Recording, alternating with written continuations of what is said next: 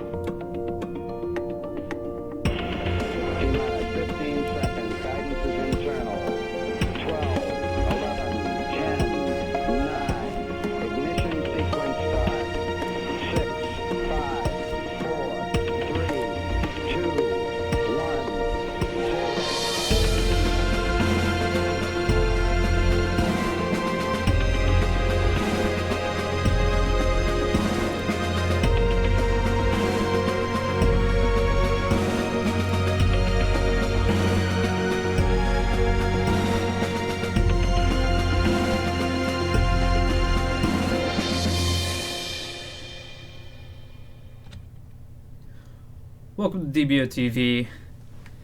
That's right. Hold on. Here we go. dboTV, which the DBO, of course, stands for Destiny.Bungie.Org, and not something silly like Dancing Bananas Only. My name is NCSU Duncan, and I will be your host tonight. Joining me, hopefully, provided we sort out all our audio issues, will be Greenskull. Why? Oh, wait, there you go. Greenskull, there he is. And Heckfu. So let's go give these guys a call. Hold on, let's call Heckfu first. I know Greenskull was having some audio issues. Let's see if this works out. Video call. So this is the first time that I'm trying multiple guests in one show, so we'll see how this works. There he is. Alright, let me minimize that. Pop you up in the corner. Hey, Heckfu. Hello. All right. How are you doing? That's a I'm really well. cool T-shirt you're wearing. Why, thank you. I want to ask how you got that. All right. Let's see if we can get Greenskull in here too. Is he ready? Hold on. All right. Let me know when you're ready. All right. We'll get him in here in a minute. Where did Heckfu go? Why did you disappear? I'm still here. Yeah, but can you're you hear not on the me? stream. I have to minimize that. What's going on? So yeah, so this is going to be fraught with technical difficulties, I'm sure. That's fine. There I've got a better face for radio anyway. Because I'm ugly. Man. That's the joke. The beard. You're still rocking the beard. I dig Yeah, it. it's trimmed down. I go back and forth.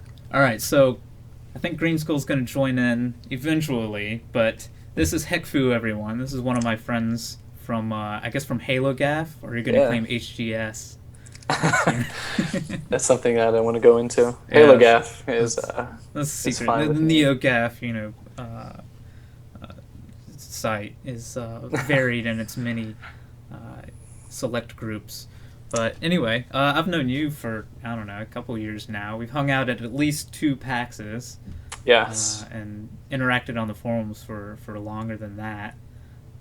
But yeah, who are you? You're Heckfu, right? I'm Heckfu. And what do you do within the, I'm going to say Bungie community, because that's sort of the drum that I beat, but... Yes. No, we're still waiting to ramp up the whole Destiny Gaff thread. I think you're actually probably going to head that up as well. I think that we kind of voted on you. I don't know. I might pass that off to somebody else. I got this other website thing I have to work on. Oh. So Huffington Post? Huffington Post? Yeah. You're a smart and a bad liberal, so it's a website for you. Right. No, so I guess I'm still part of Halo Gaff.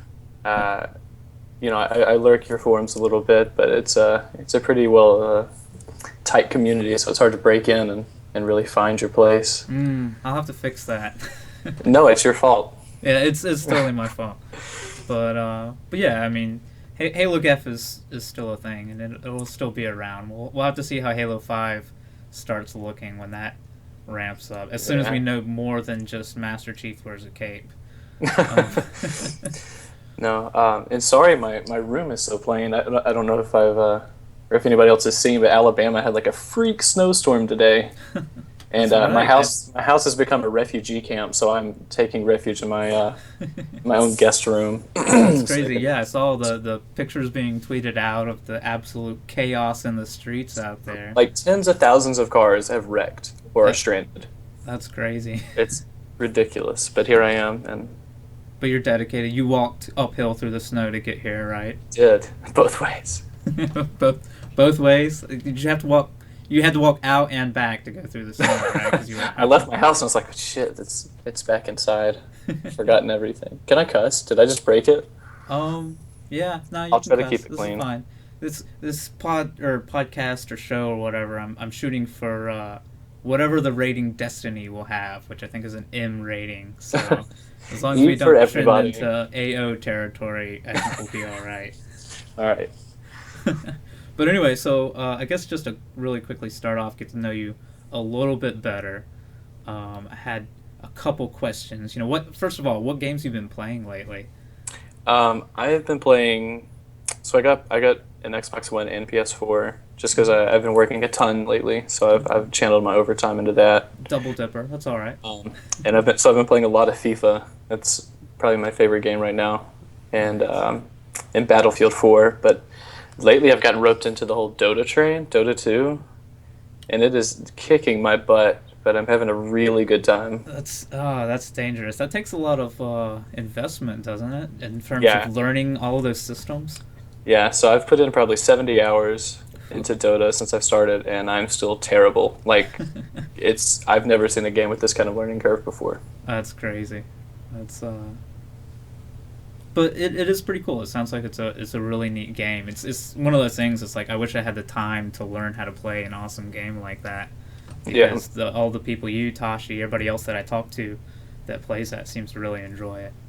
Yeah, it's and someone asked, Dota stands for Defense of the Ancients. Someone asked in the chat. It's it was a Warcraft 3 mod originally, right? Yeah, so Dota 1 was a mod, and Valve really beefed it up and put it out. It's great. I played like 2 games of League of Legends, and it was okay. But like Tashi, Easy B, Trasher, Thermite, all the old Halo Gef guys were on Dota, so I started, and it was just like, oh my god, this is terrible. But I'm still going, and it's a whole lot of fun. That's pretty cool. So you also play Bungie games, though. I'm going to assume, Yes. From Halo Gaff. Halo was your first Bungie game, probably, right? Yeah, Halo 1 was. I remember. Oh my gosh, how old was I? I feel like I was middle school, high school. We're about the same age, right? Yeah. Yeah. Right there, beginning of high school into middle school. And I remember I was at a church lock-in, and they had Halo 1 on this huge projection, and I remember it. I just saw somebody sniping on Blood Gulch. I was like, oh my god, I have to. What is this? And I mean, ever since that day, completely addicted. Nice. So do you have a favorite weapon from Halo? Or I guess normally I would ask any Bungie game, but...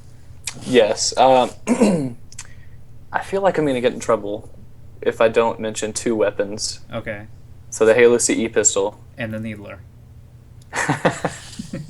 Which Needler? No, and the grenade launcher. Oh, okay, the grenade launcher. Okay, so pistol, 3-shot kill, hand cannon of death, and then the Halo Gaff's favorite reach weapon, the grenade launcher, or at least certain members of Halo Gaff. I mean, it was okay. I didn't hate it, but if I don't mention it in all of its glory, I feel like I'm gonna. I mean, we get the what for later. Yeah. Okay, so that's your favorite weapon. Do you have like a favorite moment from a Bungie game, like from campaign, or just like a favorite multiplayer memory? Like, what sticks in your mind the most from all of your years of playing Halo? So I guess my favorite multiplayer kind of side memory is in Halo 2. I don't really remember how I met these guys, but we played all the time, and we were always trying to like super bounce out of maps and glitches, and like we kind of ran with that crew for a really long time, and they eventually fell off. But for campaign, you can't beat the library on Legendary. You and like one other guy. It's really stressful and it's really tedious, but there's some awesome memories that can come out of running that literally every time. It's awesome. Yeah, that's sweet. All right, I think Greenskull might be ready, so let's see if we can get him in here. Hold on, let me figure out how to do this. People in the chat don't know what a church lock-in is. It's where like youth groups, you all hang out and you stay overnight and just hang out. Oh, and someone just answered it in the chat. There's a little bit of a delay, but we're all right. We're all right.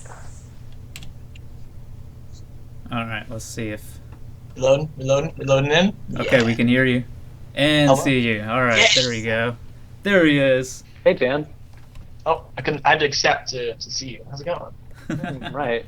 I was having some audio problems. I was trying to use a headset because sometimes I get like really bad echo through Skype, Yeah.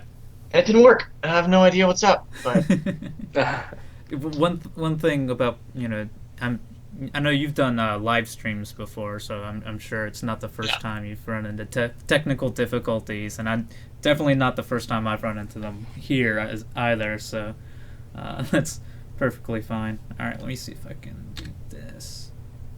All right, Dan, how's it going?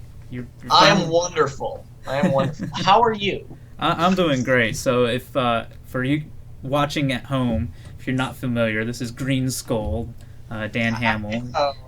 You sort of, I want to say you run Ready Up Live, but what is your relationship to that? I know that's your primary community, right? Yeah. It's kind of grown to something a lot different than I don't know. Well, than I originally anticipated, first of all, but also just kind of went a different direction. So like I started RUL as a way to, as like the site was my main thing. I wanted to make that really big and stuff, and that was all that. And then the YouTube took off. So then the YouTube, I was just like, oh god, like I don't know where to focus here anymore because like this is like, and YouTube's my job now, so it's like that's where like that's how I put food on the table.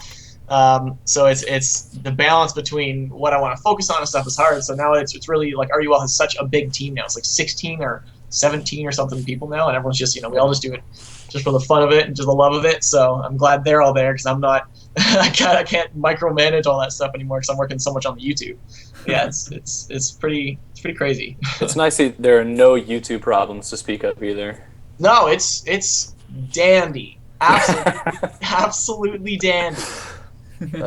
Oops. I love that. It sort of started as this one game, and it's blossomed into all these others because it sort of started as Halo, right?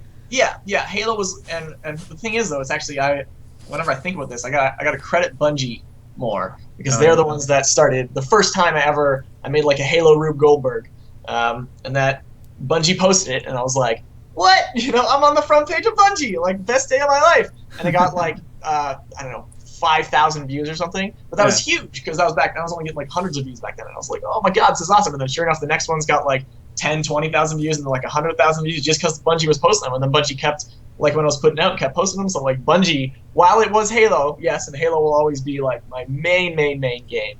Bungie, right? Like they did a lot for me, so I'm always, Bungie's in my heart. All right, so if Halo's not the only game you play, what have you been playing lately? Just not so much connected to Ready Up Live, but even just personally, what have you been playing? Well, me and an RUL or Federella, we picked up Dungeon Defenders for 360. I don't know if anyone's played that. It's Orcs Must Die with co-op, like essentially the same game. I consider as much, like very much that idea. Yeah. The community manager of that game is actually a Halo gaffer. Oh yeah. Oh, wait, that's what's his face? Hitmonchan. Hitmonchan, yeah, Josh. So yeah, no, I know. It's like, yeah, that's right. Yeah, no, that's cool. Yeah, I love the game though. I was surprised. We just wanted to find something. We had an urge to play a game with leveling up and like some kind of like RPG thing. It's like this is kind of like that. That'll work. Yeah, it's addictive. It's a very addictive game. So that's really what I've been logging all my time in lately. Oh, that's cool. Yeah. Have you picked up any of the next gen consoles? Playing anything on those? Yeah, I got my Xbox One. Nice. Playing. I spent a lot of time on Assassin's Creed because that was oh man, it blew me away. I got bored of Assassin's Creed after Assassin's Creed 2, and it just I was just like I have no want or need to play Assassin's Creed ever again. But Assassin's Creed 4, like, oh god, did they make it a good game? Like, it's so fun. All right, so seeing as how Halo has sort of, as you said, always been your main game, do you have a favorite weapon from Halo at all, or? I mean, early on, it was anything close range because I can't snipe like at all. Like the further the range is, the worse I am with the weapon. So I mean, I can't snipe. I just can't do that. I don't have the patience. I just want to like. I've always been the run and gun. So it's always been like sword and shoddy have been always my main weapons because I just like that style of I'm a person everybody gets mad at because I got a bajillion sword kills. The old low skill weapon set. Yeah. I'm kidding. Nice. It's a Oh, joke. well, I lost everybody. Oh, yeah, and there goes the video. That's interesting. Hold on, let me see if I can fix that somehow.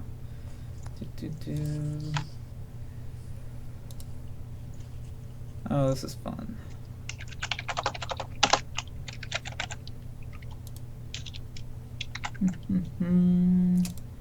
Yeah, I have no idea what's up with the video. You know, it's just like restart the call. Oh, wait, I see things. I see you. Yeah, I can see me as well. You don't see me?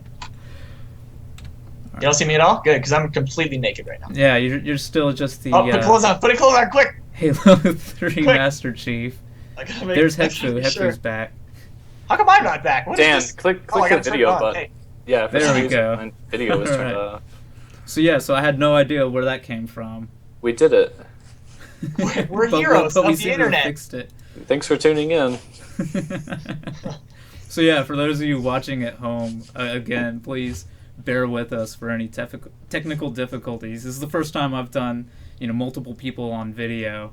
And Wow. Best day ever. Please just clip that quote. The first time you've done multiple people on video. Oh, got him. There's a context for that you're just not getting across there, Heckfu. You know what's blowing my mind right now is that I see the green screen.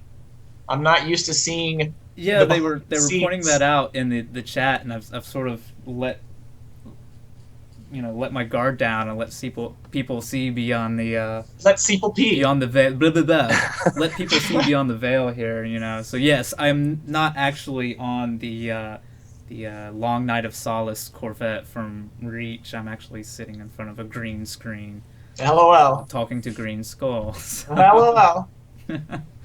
Oh well, I'll have to play around with this more and see if I can figure out a way to maintain the illusion for future episodes. But anyway, getting back to where we were before Skype unceremoniously dropped our video. Yes. Let's see. So your favorite weapons from Bungie games are the sword and the shotgun. Do you have like I asked Heckfu, do you have a favorite moment from any Bungie game? Halo, I assume, but campaign or multiplayer? And it's gone again. Awesome. I don't know what happened. It's just I see Heckfu. Hey, Heckfu. What are you drinking there, bud? This is an Angry Orchard crisp apple with 2 shots of Fireball. Yes. I was introduced to that and fell in love with that all in one Yeah, day. get some Fireball cinnamon whiskey and put it in there. Alright, I think you're back again. I still have absolutely no idea what's causing that. But anyway, yeah, do you have a favorite moment from a Bungie game that springs to mind? Or am I just springing this question on you out of the blue? Wait, to Heckfu or to both of us? No, to you, Greenskull. I asked Heckfu earlier. All right. So me, I would say whenever other than spending like 30 hours of glitching on Halo 2, I spent. Oh my gosh. That's like my exact answer too. I was so awesome. freaking high impact Halo. High Impact Halo was one of my first, if not like my first real like internet forum. I discovered a lot of Easter eggs with people, and it was like, so it's funny that I was actually like, I was really involved with a lot of Halo stuff way back before I actually like got my name out there. Like, you know, I discovered some Easter eggs and I did all those glitches, and it was a lot of fun. But like, so High Impact Halo glitching, that was a big thing. But my number one favorite moment of all time, we were on what was it? Warlock was the new wizard. Yeah, Warlock. We were playing Warlock with my friend sitting beside me.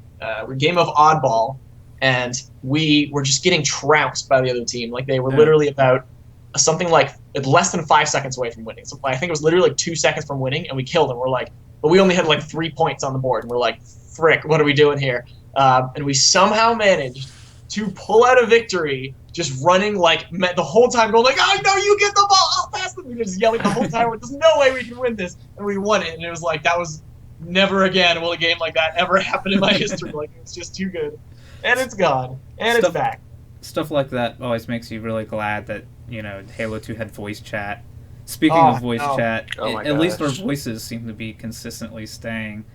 Yeah. I can imagine. Let's see. I've just got my finger on the video button.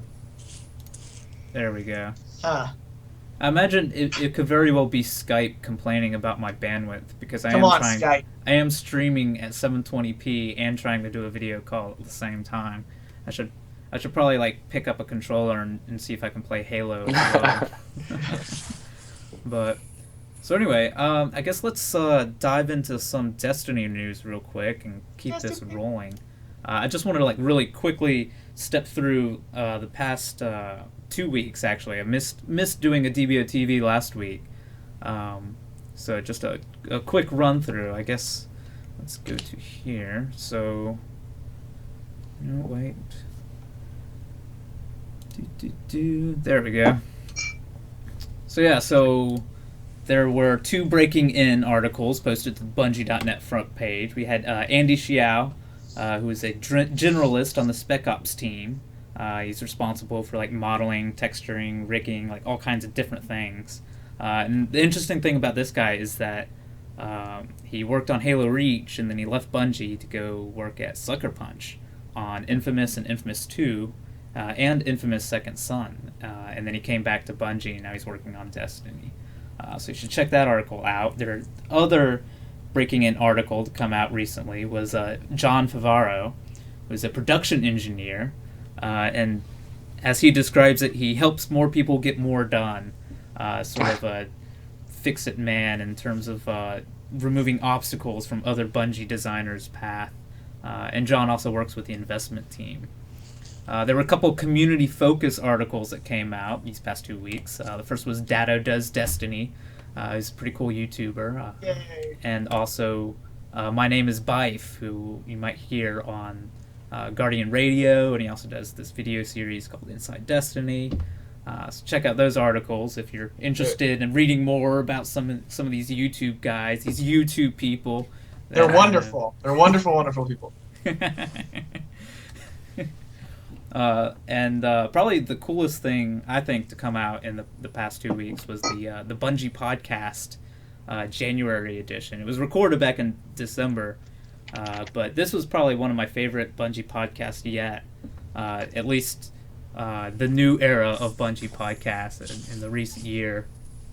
Tyson Green and Lars Bakken were on with Deej, Urk, and Hausalon. And it was super interesting. Did you guys get a chance to listen to this?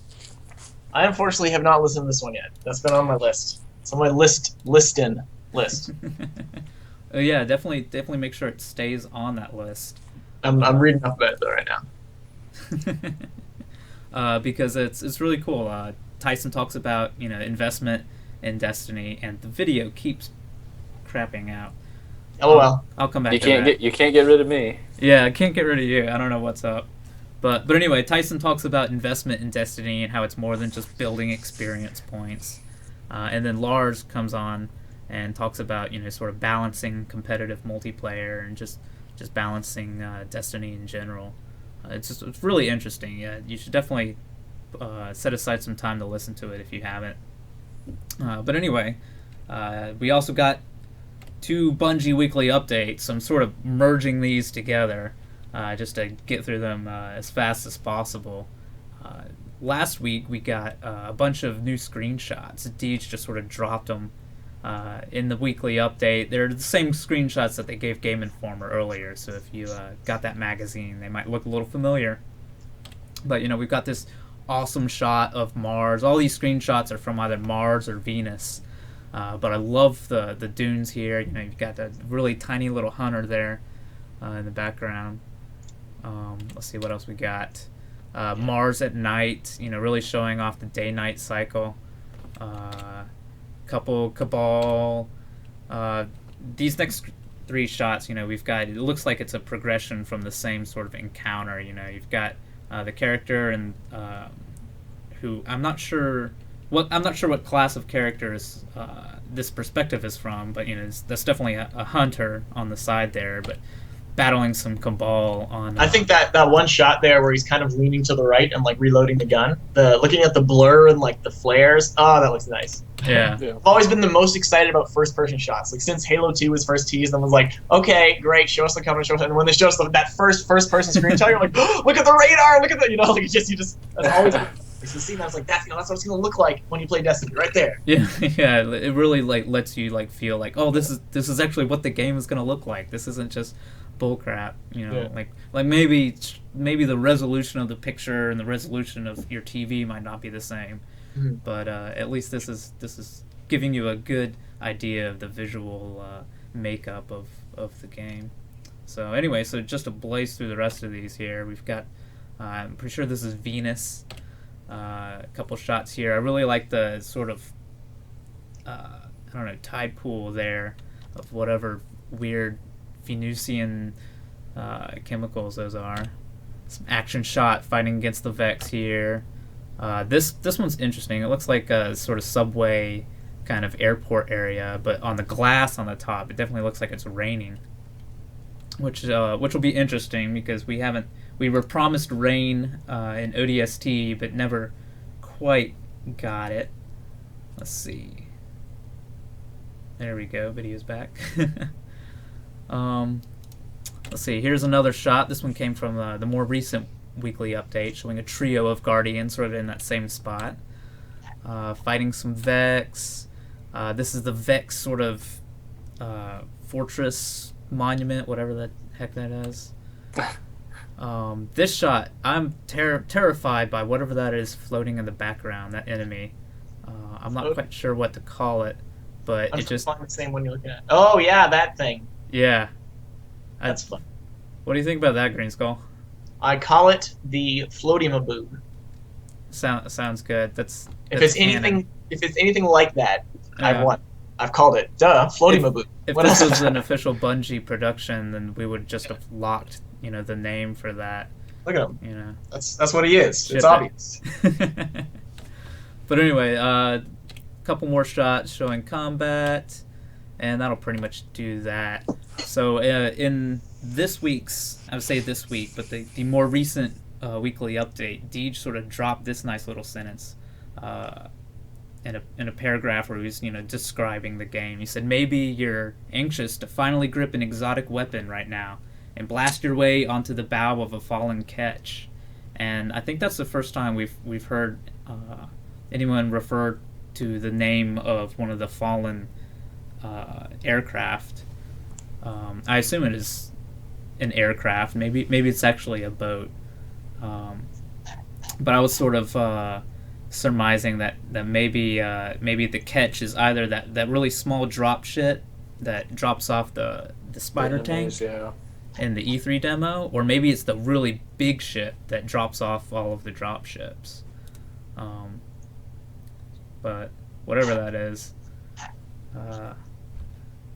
it's called a ketch. I don't know. A ketch is actually like a boat, a sailing craft that has like two masts, kind of small, like usually a fishing boat. So I don't know if that describes the small ships or the big ones. But anyway, this update also had quick shot of some Bungie employees presumably testing the game. This might be with the weekend champion match going on, and the weekend champion of the week was Brandon Lewis, who's a tester that started at Bungie just back in November, and after about 3 weeks, he moved to the competitive multiplayer team, and he's in charge, or he helps like figure out if the maps have any like incorrect physics or the collision's wrong, or if there's a way to bust out of the map. So maybe he won the weekend champion by climbing out of the level and shooting people from far away. I don't know. No, there was a really interesting part of that article that I liked. He was asked, like, tell us your tactics, et cetera, and he says his biggest tactic was to maneuver through the buildings and tight corners to find guys unsuspecting of a sneak attack. I don't know. I'm hoping I'm reading it correctly, but I'm sure I'm reading too much into it. But no radar? I really like that. I mean, I would assume there's obviously some way to, dodge the radar, like crouching, right? Yeah, I mean, I also assume that was probably the case, but a no radar, like actual competitive multiplayer would be awesome. I don't know. I'm not the biggest fan of radar. I find myself personally relying on it too much when I'm playing. So I lose like focus of what's around me because I'm too worried of seeing people instead of looking around to see if people are sneaking around. You should just put black tape on your screen, right where the radar is. Well, why would I put black tape on the TV? That sounds so stupid, Dan. Then you're not looking at it. Then you're fine. No. Out of sight, out of mind, right? Yeah. No, but then that's not fair because people would see me coming up. No, but I think the no radar issue is probably a conversation for another cast, probably. But it really encourages teamwork, I think, and I don't know. I prefer the no radar feel. Yeah, I mean, definitely, I can see them wanting to encourage teamwork, especially since I assume in competitive you're still going to be grouped into 3-man fire teams. Yeah. Somehow, so that would sort of force you to stick close to each other and watch each other's backs. But I could at least, what if you? I mean, because there's that Halo mode like that, where you can just set it so you can only see your teammates on radar. Because I was going to say that even if I'm with my teammates and I have 2 other buddies, I would like to at least see their like yellow blips or green blips on my radar, so I can keep track of where they are behind me. Yeah, that's true. Yeah, no, that's a fair point. Yeah, and maybe radar will be tied to like your class. Like maybe certain classes, like the Titan can use radar, but the other ones can't. Oh, that'd be interesting. Or like I doubt that though, but that's a fair idea. But I like the. I mean, you, Duncan, you and Dan, even you probably both know my stance on like starting on equal footing, loadouts, and all that kind of stuff. It's fine, but when they use the phrase competitive multiplayer, I expect it to be competitive multiplayer and not having to adjust well, that doesn't make sense. I'm going to quit that sentence. But you know what I mean. Like, well, I mean, yeah, that's definitely a valid point. I mean, going like back to what Brandon was saying, like when Deej was interviewing him about being weekend champion, I've got this quote here. He says, multiplayer is still all about skill and teamwork, and while you may look badass wielding that exotic, it's not going to allow you to mop the floor with no resistance. Yeah. So that sort of sounded like he was trying to reassure readers that this isn't going to be some wildly unbalanced game where people have start with rocket launchers that are way better than your little pistol. Yeah. No, absolutely.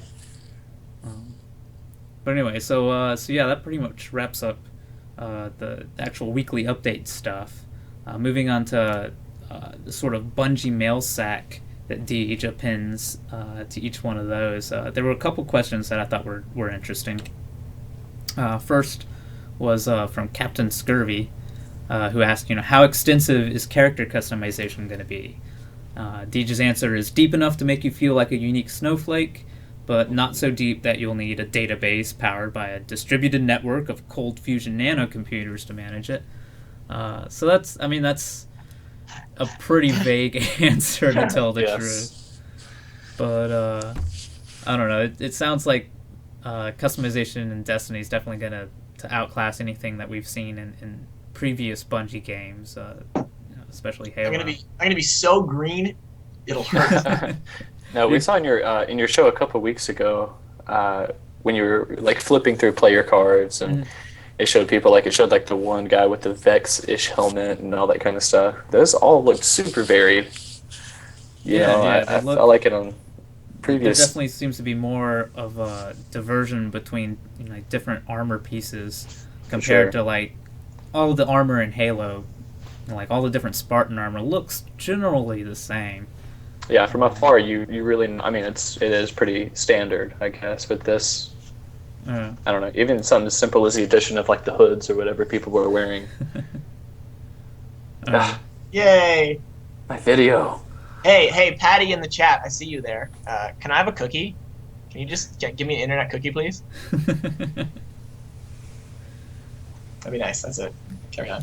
Alright. Well, it'll take a second before he responds, because... Oh, you mean before the cookie can get transferred to me? Yeah, exactly. There's the Twitch latency, going back from you saying that, and then him hearing it, and then him sending you a virtual cookie. And then who knows how long cookie transfer takes these days.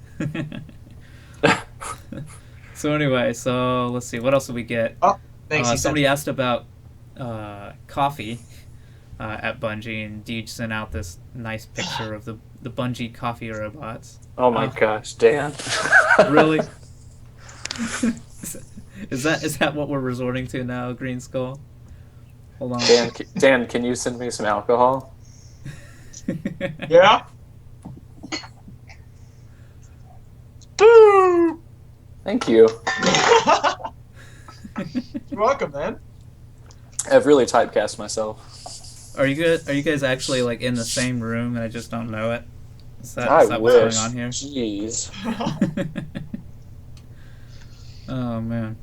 That's a good cookie. Thanks, sir. This is the dumbest thing I've ever been a part of. Yeah, this one's a little silly, but that's all right. I like it. It's good. Well, you invited me on. What do you expect? Yeah, exactly. And me. I haven't taken anything seriously I didn't since tell you to bring 2003. cookies, though. I don't have any cookies or beer myself. In fact, my mug is even empty. I was running out of time, and I forgot to fill it up with water. That sucks. So you put water in it. TV magic. I don't know if that's a worse problem than I have. My problem is my water cup is running dangerously low. Beside it, I mean, I have a backup though, but that happens to be a screwdriver. like the drink. I'm like, I don't know if I really just want to start down in that. That gets dangerous for... Hey, yeah, there you go. What? No way. That can get dangerous. We couldn't have set that up any better. Pass me the screwdriver through the internet. Would you like the screwdriver, Yeah, Dan? thank you. Yes, please. I'm you reaching. Thanks.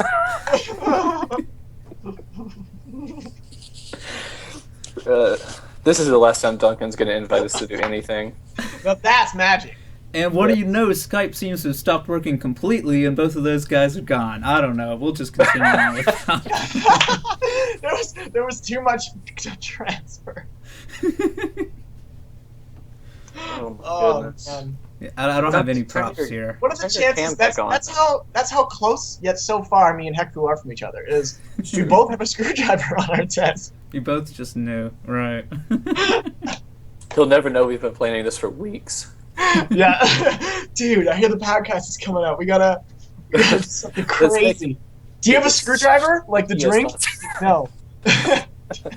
However, Jesus. Oh man, what have we done?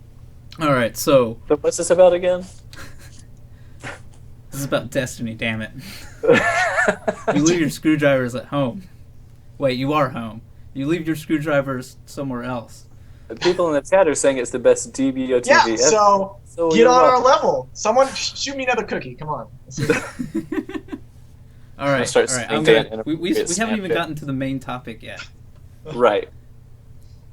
Which we may never get to it if Skype has anything to do with it. I am ready. Anyway, I wanted to hit on this question really quick, just because I know that Greenskull, I'm sure you find this interesting.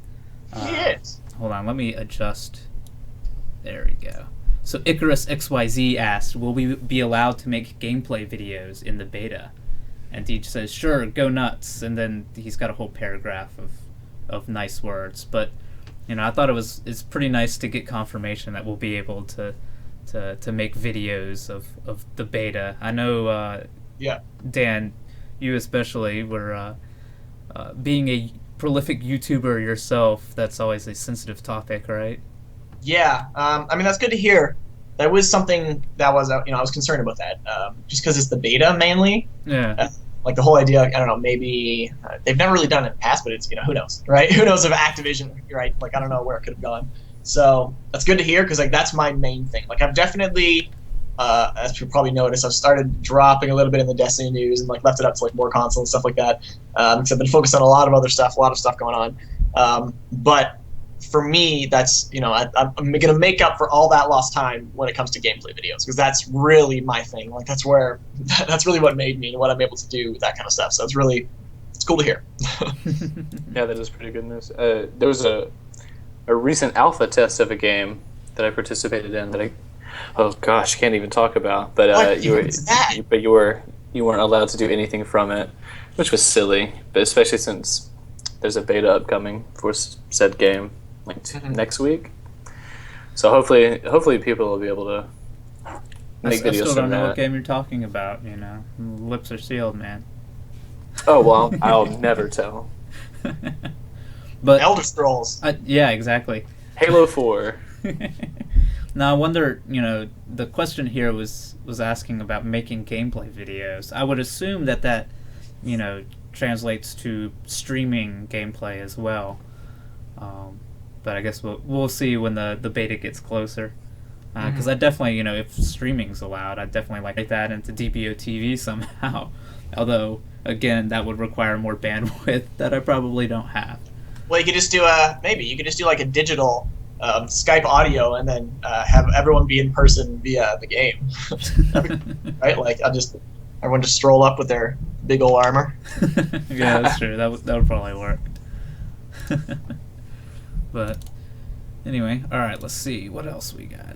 All right, so let's actually get to the topic at hand, and this sort of came from this came from the last question from the Bungie Weekly Update from I guess 2 weeks ago, and it was Radar117. Radar Randall. Yeah. He asks, "We can kill other guys in the open world area?" That's all right, Radar. I suffer from lystexia as well. But D basically answers, if your question is aimed at battling other Guardians, you'll need to enter a completely separate activity to test your competitive mettle. So it's sort of confirming that, friendly fire, at least in the open world areas, is going to be turned off. Yeah. And that got me really thinking, what does that mean for a competitive multiplayer? So I guess just to start, I made a thread on DBO asking people, what they thought about friendly fire, and it's sort of the consensus seemed to be that if you're getting matched with random people, at least in the open world areas, friendly fire should be off. And I don't. In fact, there were maybe one or two people that sort of suggested that friendly fire be turned on there, but generally everyone seemed to agree that being able to get shot from somebody while you're trying to complete your own story mission somewhere else would be kind of annoying. I don't know. What do you guys think about that? Yeah, I'm happy personally. I don't want as soon as you give the opportunity for trolls, they'll take over. Like I would definitely don't want to see people, especially new people, coming into the game and trying. Like for me, for instance, something I think about is something like Dark Souls. You guys have played that, where if you're human, someone can just infiltrate your world and just like destroy you just because they can. In my first 10 minutes of playing the game, some guy comes in and just messes with me. Like you can't progress to another area until you kill him. But I'm like, I can't. How am I supposed to? I don't even know how to play this game, right? Like it was just so not fun and frustrating that I would hate to see something like that in Destiny. No, I agree with that. With co-op, there's no reason for friendly fire. I mean, I haven't really seen an argument yet, be it on your forums or, talking with other people in preparation for this, that we could really find. I mean, except for looting, but... I was going to say except for maybe glitching, too. Like glitching and that kind of stuff. So, I mean, I guess there's a place for it, but personally, I don't see a reason for co-op. Yeah, and I mean, that would make for a very different experience and not one that Bungie seems to be going for. People when talking about it sort of brought up games like DayZ and Rust. Yeah, I was about to mention that and, with DayZ. That's I think it was Uberfoop that also brought up Dark Souls. Just all of these games where the friendly fire aspect of it, like griefing is part of the game. That's why some people play it, and that's something that you go in expecting. Nobody boots up DayZ going, man, I sure hope nobody shoots me ever. You do your first time, then you quickly learn. Yeah, but that goes away pretty quickly. Yeah, I haven't played DayZ, but I've watched a lot on Twitch and stuff like that, and it's pretty wild, like getting to see people doing the survival mode. Sometimes just run by and gank them, and it's my survival mode being be a total douche to everybody and kill everyone you see. I'm a total douche to everyone in real life, so maybe I should pick it up. But yeah, I mean it's just a completely different tone of game. If that's what you want, then there are games for that provide that kind of experience. But yeah, Destiny doesn't seem to be that. Bungie wants Guardians to work together. They seem to. Yeah, I want to be able to run in and like melee some big boss while some dude in the back is like shooting rockets, right? Otherwise, I'd have to think about that. I'd be like, oh, I guess we'll both just stand in a line behind cover, go nowhere near each other's line of fire, and just shoot at something for an hour. Like that sounds terrible. Right? That doesn't really sound like an MO of a game company who wants people from all skill levels to do it. You know, like. I feel like that is a good way to introduce people to the game, doing co-op, getting your feet wet in competitive multiplayer, someone who's played the game, kind of, gotten their feel of everything, and they can adapt and adjust to different situations. But like you said, tanking a boss and having someone far away just makes the most sense. You don't want people to get frustrated in the first 20 minutes of a game and not pick it up because of some idiot. I mean, especially things like the slam ability and like you get all those kind of things that you obviously that's close range stuff, right? Like I'm gonna be a Titan. I just want to run in and just beat the crap out of everything. So don't shoot me, or you can, which is sweet, which I'm sure is how it'll be. Dan, we agreed on something. Yay! We did it. We both agreed that Duncan's just beautiful. It's just he's a real cutie patootie. He's just a wonderful, wonderful being. You guys are killing me. You really we need to find something that we disagree people. On. So it's the fact that Greenskull and I knew each other before this was your first problem. If we were strangers, it would be all professional, real by the book. Oh no, definitely. I'm 100% professional 99% of the time. 60% of the time, I work every time. No. So everybody seems to be in agreement about the cooperative areas and activities, but what about competitive?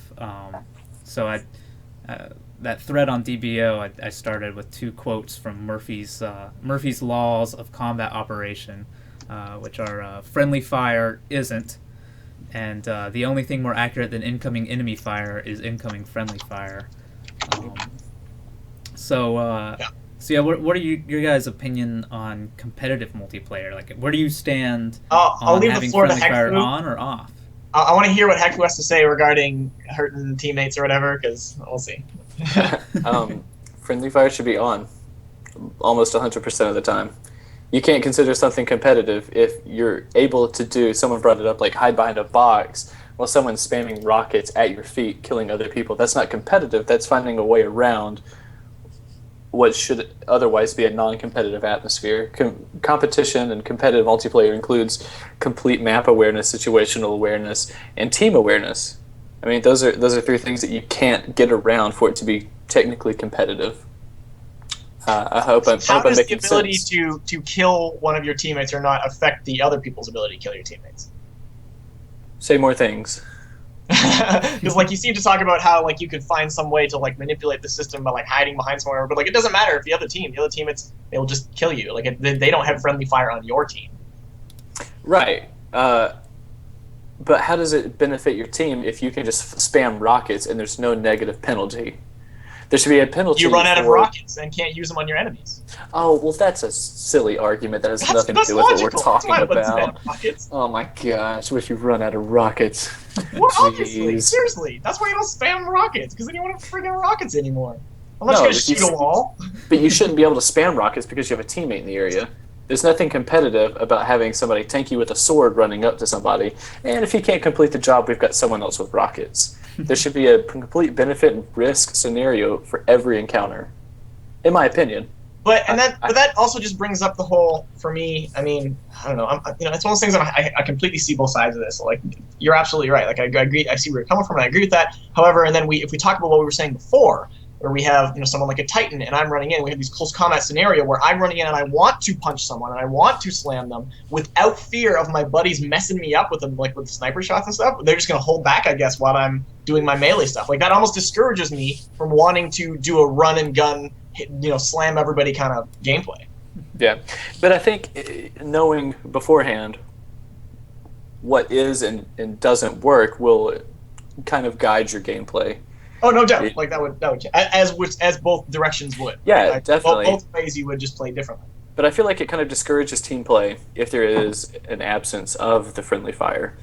Because you can, exactly what you just said, you can kind of go rogue and you can run around and try to kill people one-on-one, but that breaks you away from the team. There's no real incentive to keep you with the team because you don't have that fear that people are going to, back you up or whatnot.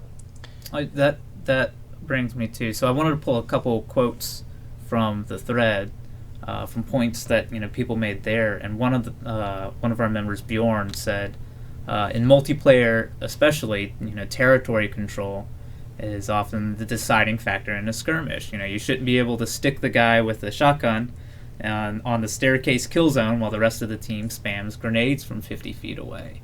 That sort of sounds like the point you were making, Heckfu, but you were talking about the rocket launcher, but you don't even need the rocket launcher to sort of spam fire and just create chaos in an area without having to worry about consequences. I think I want to make it clear that, like, obviously for the most hardcore kind of modes, whatever, whether that be like the hardcore Slayer, whatever, that kind of thing, without a doubt.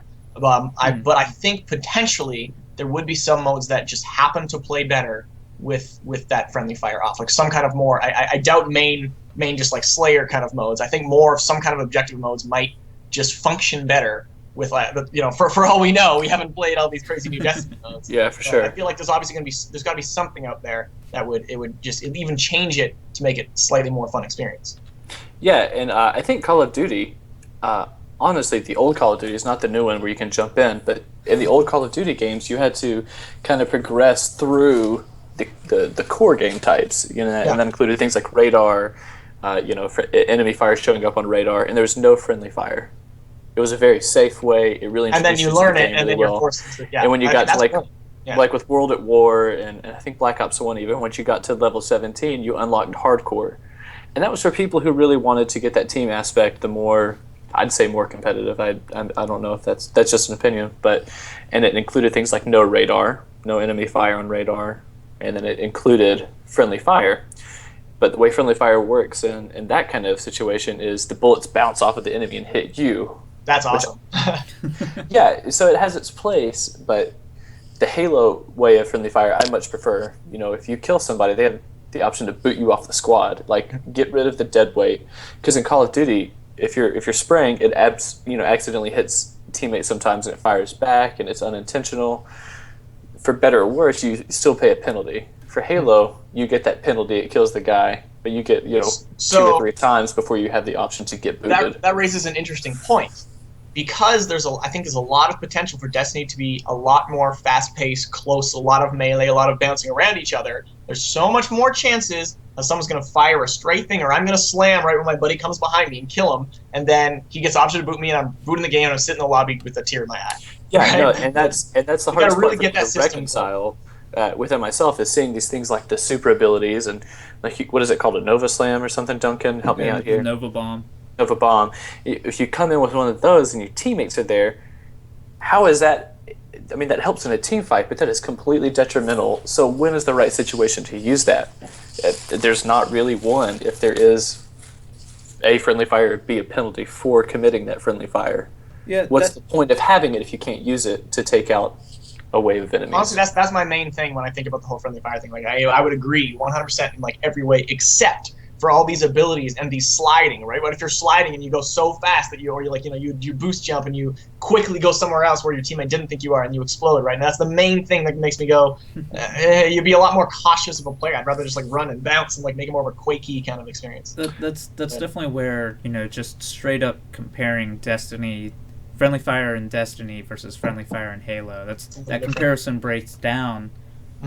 Because of space magic and even just the kill times, judging from how some of the Bungie guys have talked about the kill times in the new game, it sounds like you'll be able to shoot people and do more damage much more quickly than in Halo. Your engagements are a little bit shorter, so it sounds like that might make it easier to kill a teammate if Friendly Fire was turned on by accident. And yeah, in Nova Bomb, we had sort of pseudo space magic in previous Halo games. We have armor abilities and reach, and nothing that drastic though. Yeah, nothing quite like Nova Bomb. A lot of those armor abilities are fairly passive or defensive type things.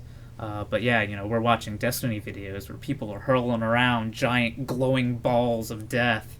That could be, really great for, killing one of your teammates. I would be so afraid to run in with a shotgun if I knew some guy had a Nova Bomb behind me, right? And I was thinking, when I was reading this and kind of prepping for the Friendly Fire thing, I was thinking about the special abilities, and I saw Tashi in the chat, so I have to give him credit. But going back to Dota, and the thing that really separates it from Halo on a really basic level is what you're up against, except with New Halo anyways. With Halo 4, you go in and you don't know if somebody has jetpack or invis or hologram or whatever. And people have suggested that you can hit the back button and see what people have, and there's a way to kind of get around all this randomness or whatever, whatever term you want to use. But in Dota, you have a character and you know what they're capable of 90% of the time. You know their base abilities, and in the game you can click and see if they have any additional items that can mess with you. So I hope that somewhere along in Destiny, you see a player and there's some kind of marker, just like Dan was talking about. I don't want to walk into an encounter and know someone has a Nova Bomb. There's nothing competitive about a secret ability, or something that you have to, you can adapt to, but not having it on the table in the first place doesn't really feel competitive to me as much as it feels like a cheap couple kills before people can adjust to it. Well, I think at the very least, in terms of multiplayer lobbies, they would absolutely show, all the different classes, right? Like you have, we're going up against a Titan and 2 Warlocks, right? Then you would also be like, all right, what do you think? The Titan's level 30. He obviously has a Nova Bomb, right? Or not whatever, right? That's. Yeah. I feel like that would be, as long as you show the classes, you should give a very, very good idea from that alone, and their class and their level on what kind of stuff they're packing, and then you'd be switching back and forth between the teammates, deciding who, what kind of guy you want to roll in with. And I don't know if they're using the phrase competitive to differentiate between co-op and then PvP, PvE, whatever kind of multiplayer. I don't know if they're using competitive to, this is a viable high-level competition, skill gap competition, rank-based stuff, or if they're just saying competitive multiplayer to differentiate it from the online co-op. Does that make sense? Yeah. I think the word competitive has some pretty serious connotations when you're talking to a gaming community that was kind of built on Halo multiplayer in the MLG competitive sense. I feel like the way they've been using it so far has just sort of been competitive as opposed to cooperative. Yeah. Or before it was just, campaign and multiplayer, and co-op was just a subset of campaign. But yeah, it's all multiplayer now. So I don't think when they say competitive, they've necessarily been talking about whatever pro settings there are. Yeah.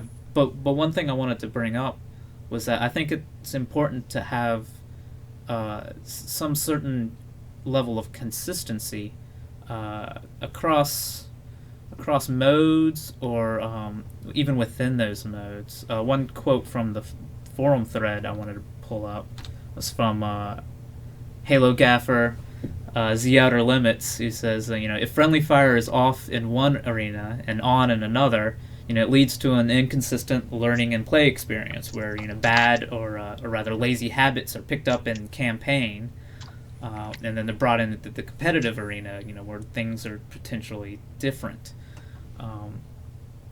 So consistency is a pretty important thing. Like if you're used to playing in the shared spaces and being able to unload a rocket towards your fellow Guardians in the hopes that it'll kill whatever Fallen or Vex or whatever he's fighting. You might get used to the fact that, hey, Guardian, I was going to say human, but all the Guardian characters are invincible to me. So then you go into competitive, and it's completely different. And like, is it more consistent to completely go from all Guardians are invulnerable to friendly fire to all Guardians are now vulnerable to friendly fire? Or is it more consistent to go, all of my teammates are always invulnerable in campaign type scenarios, and then go, okay, all of my teammates are still invulnerable in multiplayer competitive scenarios? Like you have sort of that is a good point. Two warring consistencies there, and as game designers, Bungie sort of has to pick one or the other to stick with, because I do think it's important that all of the multiplayer behaves the same way. This sort of is assuming a lot on the part of, what kind of options are we going to have in multiplayer? Are we going to be able to create custom games just like in Halo? But I do think it's important to, like, whatever the standard offering is, friendly fire is the same for all of that. You don't have some playlists where you can kill your teammates and some where you can't. That's actually a really, really good point. And I think about that, especially with how much they've been really talking about that cohesiveness, be able to jump between one thing and another, and it just feels the same. And I feel like if you have that fire team and you play exactly how I was describing before, right? Like I'm the Titan, I want to just go in and slam everybody. You have a shotgun guy, right? You have everyone like throwing Nova bombs, and you have this like Borderlands style, right? Like where you're very just like all jumping all over a guy and just going crazy, and that's your style of fighting. And then you're like, all right, let's go hop into multiplayer. We got this. And then suddenly you're all killing each other. That would be a little bit different than you're used to playing, and you have to be a lot more reserved. So that is definitely a good point. It's one of those things that I think you could figure out pretty quickly if something changes. You go in there, you throw the Nova bomb, your team is wiped out. You're like, oh well, okay, I think I learned my lesson there. Or if you're a moron, you can try it again, figure it out, and be like, okay, maybe I should quit doing that a little while. But like it would be different though, is the thing, right? And then you'd have to, and then popping back into single player, you'd be like, oh, that's right, I can. Like, I'm not saying there's necessarily anything wrong with that, but if they are pushing for like a very cohesive experience, that would pose a problem. Yeah, I agree, but I don't know. I don't think you're giving gamers enough credit to be able to make that change mindsets. I think that's a disservice to people playing the game. Yeah, and it's definitely different than, again, comparing to Halo, because in Halo co-op, friendly fire is on because you're only playing it with 3 people, and chances are you know them. Right. I mean, co-op match. Well, how did co-op matchmaking work? Was friendly fire on in those modes? I was just trying to think of that. I don't know if I've ever done that. Yeah, I can't. I think I tried it like once, and then decided that I would never do that again. I was gonna just play co-op with people I knew. I can't remember, honestly. Yeah, that's the netcode wasn't the greatest. Yeah, but yeah, that also sounds like something that Bungie could test really early on. They've got the Bungie user research lab. They can go in and see if people are able to make that mental switch of, my teammates are invincible. To me, my teammates are now, gonna complain loudly if I throw an arc prox grenade in front of them. So that's kind of interesting. I don't know. It'll be neat to see what sort of solutions they come up with. One of the things, I feel like at the very least, we'll see one side of that, like for instance, friendly fire off, and then there'll be enough feedback that people don't like it that'll change anyway. So yeah, I think the beta is going to be good for a lot of this kind of stuff. Oh yeah, definitely. I mean, yeah, this whole conversation, we're making assumptions Again, like about kill times, about respawn times. I mean, that factors it into it as well. What else? It does sound like we're not going to get that same scenario from like Halo 2, where you pick up the sniper rifle and then you're immediately betrayed by your teammate for the one special sniper rifle. Oh, any game I've ever played with that experience, I'm just like rage quit. Like that's so frustrating. Whenever someone kills you for a weapon and stuff like that, oh god. but at the same time, now everybody's bringing a sniper rifle, and they're just going to kill you for the ammo, the special ammo that drops. So maybe we're just replacing one thing for another. One idea that I was wondering about was, Deej sort of said that he was saying that there's no friendly fire in the shared world areas, but maybe that's just by default. Like people you randomly come upon, there's no friendly fire. But what if people that you choose to be in a fire team with, it turns friendly fire on for those guys? Somehow I doubt it, but it's a good thought. I always just think of Borderlands, and I feel like it's a very easy thing to pull off of for like a lot of the stuff like that. That definitely doesn't have a friendly fire. Like, oh my god, the amount of times you would die in Borderlands if there was friendly fire would be, and I feel like there would be. It is a very fair comparison, I think, to what we've heard of Destiny, because there's a lot of similarities between those games. And so I feel like that's just something to take a look at in terms of playstyle. I mean, obviously not as like you hit a boss like 800 bajillion times before he dies kind of gameplay, but that's, I mean, you're still doing that whole just running in, hitting the guy, right? Like really just bouncing around him, and you're just going nuts. And I guess Bungie definitely wouldn't want to sort of give people an incentive for not being in a fire team. They want people to randomly come upon each other and join up. And if there's that barrier of I want this guy to join up with me, but not if I have to worry about him shooting me in the back of the head, kind of thing. Now, talking about Borderlands, I wonder if maybe there's a compromise in there to where friendly fire is off by default, but you can go into friendly fire on modes. In Borderlands, if you like melee one of your co-op buddies, you could start like a duel kind of thing. Like that was a great part of Borderlands. Duel was brilliant. Would have. Yeah, whenever you get mad at each other, idea. just both melee each other. Like I'd be happy with something like that in Destiny. Yeah, I mean, Destiny sounds like it would.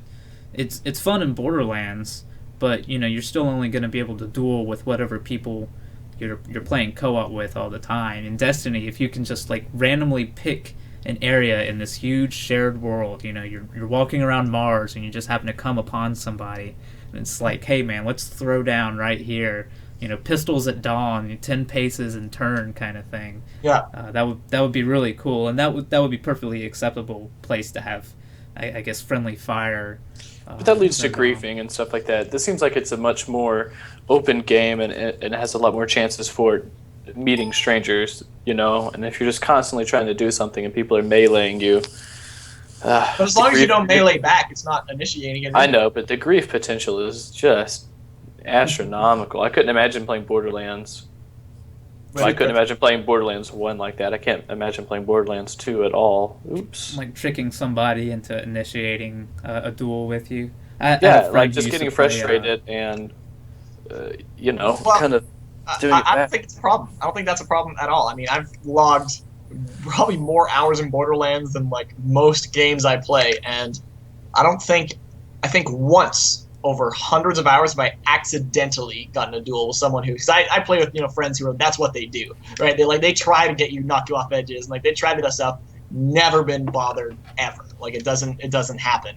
And not to mention that when you do a duel there, nothing comes out of it, right? Like it's over in a few shots, and then the game's back on, and your friendly fire's back, right? Like it's fine, and like the setting's back on. So like who cares, right? I guess boot him because he was a douche, right? Like it didn't do anything bad to you. Yeah, that's like you don't get killed in the game, you get killed in the duel, but you respawn, like you just stand back up, like oh, it was a duel. Yeah, there's no.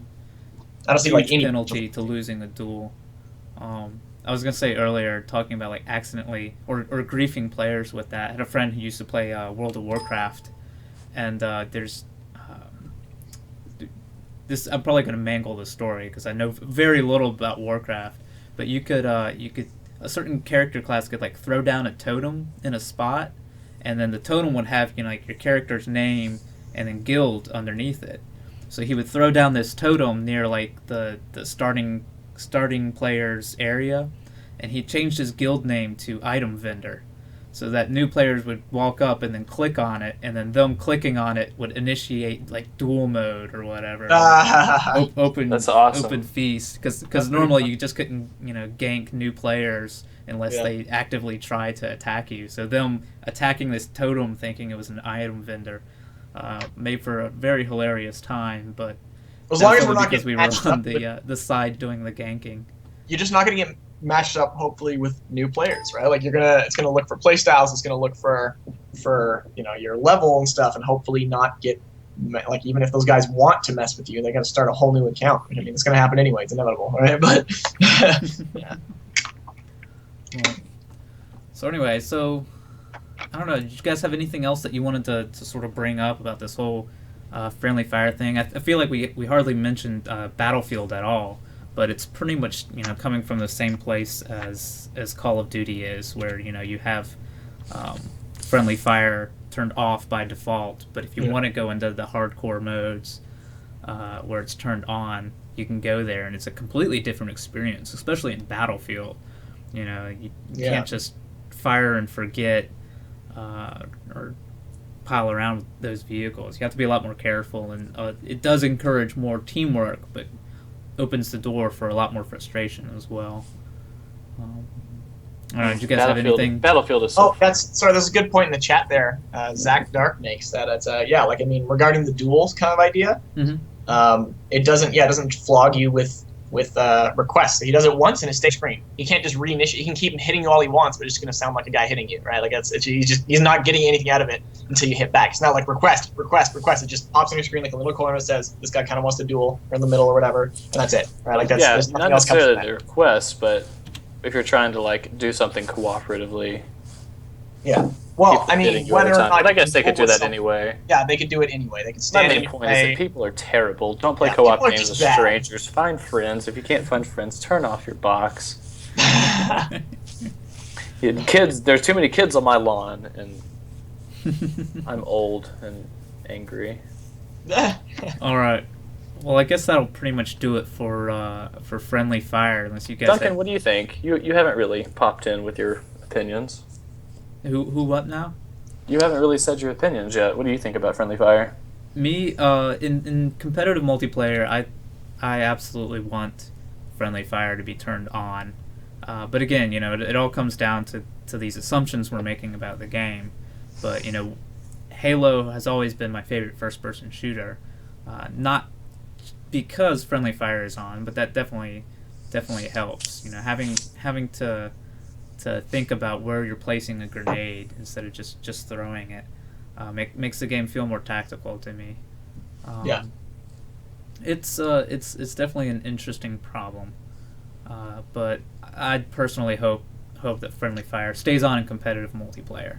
I completely understand why it would be turned off in the single player, and I also understand the people that would be hesitant to have it turned on in multiplayer. But as long as the tools are there to prevent griefing. I mean, Halo had the betrayal booting system, but that wasn't the best solution, I think, or at least it didn't feel consistent. It didn't feel super satisfying. If you were getting betrayed and the system hasn't decided yet that you're allowed to boot this person. But maybe whatever systems they come up with in Destiny to handle griefers on your team would work well enough to make it worthwhile to keep friendly fire on. I don't know. That's where I sort of stand. Yeah. But yeah, I think there are valid points on both sides. It'll be interesting to see what direction Bungie takes it in. Yeah, for this kind of topic, it's no matter what it sometimes seems like I feel or whatever. Like I'm always very on the fence regarding these kind of issues because I always see very, very, very valid points from either side. And to discredit either side in one of these arguments is just, I think it's pretty ignorant, right? Because it's without a doubt, the fact that we can talk this long about it, and we can all go, oh, that's... Well, call me ignorant because you're wrong. Yeah, no, you're wrong. Which side is he? This way? That way? Other way. Other way. I'm coming over there, man. If I popped out, oh, dude, you gotta make that. that would just... Right? Like, I did sit and then I just come by. I will never tell you where I live. I already know. Oh, shit. Well, we know it's snowing where he lives, so he clearly lives in the north, right? Oh my gosh, the snow is just the worst. Isn't it? Man. No, Dan, you missed it. My state got hit with like a freak snowstorm, and tens of thousands of cars are stranded, and I've got friends in the next room. That's why I'm in my guest room right now. Are you friends? Well, pillows. I have a lot of pillows in the other room. Oh, like the one with like anime characters on them. Yeah. What? No, I have to go. All right, so I guess that sort of puts to rest the issue of friendly fire forever and ever, right? We're never gonna have a reason to discuss this again. No, it'll be a topic that I definitely want to revisit once we know more about the game. Definitely once the beta is out. I'm sure we'll have plenty of things to debate at that point. But anyway, so let's move on. I wanted to go over some quick community fan art and highlight that, and then get to some Bungie trivia. That I pulled together. So let's look at. So we've got Mr. Spanners is a guy on DeviantArt who made two really cool sketches. He's got this Exo Hunter here, and then this really awesome. Sorry, that was Exo Titan, and then this is a Hunter. I'm not sure what race, but the cool thing about this Hunter is his owl that has the four blinking eyes. It's pretty awesome. I tried to turn on the chat to see what you're talking about. Yeah, we have no idea. It's so far behind. Yeah, the lag is terrible. Look at me when you're talking. Let's do it this way. Oh my gosh, that looks awesome. Whoa! No! No! Well, if you guys paid attention to the DBO front page, you've already seen all of this. I didn't think that any of the Bungie.org sites had a front page. It's a tradition actually of not. Where is Master Biggie? Isn't he the guy who runs this stuff? Yeah, he's sort of been pretty quiet lately, as if he's not quiet all the time, right? Oh my gosh, he just texted me, and I texted back, and of course I won't hear from him for like 2 weeks. So. But okay, marital issues aside, this next shot is this is from Leviathan. This was done for Destiny Dispatch. Which I guess is now called HD Dispatch because they're covering Halo as well. Is that the one with the owl? No, that's this is a different one. You're so far behind right now. Look at it. Whoa! Oh my gosh, Leviathan, you are talent. This piece, Oh my gosh. this is called The Fall of the Traveler, and the Destiny Dispatch guys got Levi to put it together for Become Legend, which is their sort of Halo fan fiction ebook. That they're working on. This piece, I don't even know how to say this guy's name. This is The Wall, as found on DeviantArt. Claude found this. What's his name? And it's like Grisgorge. Oh yeah, no, Orange. Yeah, that guy. Yeah, so this is some Destiny-inspired art. And then let's see. This piece is from Destiny Overwatch, kind of. Really colorful. And here we have Crafting Geek, who has made yet another Destiny cross-stitch thing. I talked about her first piece months and months ago. But this one she's giving away on Twitter, and I think the deadline is the 31st. So if you're interested in winning this, go to @CraftingGeek on Twitter. And find the tweet with this picture and retweet it and follow her or whatever, and you might win this, which is pretty cool of her to do. But that sort of wraps up community art for the past 2 weeks, and other community news as far as Bungie.org is concerned. Blue Runner has made a post advertising the Great Smoky Mountain Lamboree, which is in Gatlinburg, Tennessee, in April. Ooh. The South. So yeah, that's a 7-hour drive for me, and it's the weekend right after PAX East.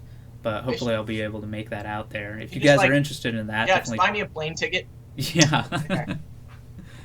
Yeah, no one ever comes to the South. It's always like traveling to Seattle and stupid stuff. There needs to be a PAX Atlanta. PAX Atlanta? PAX Atlanta?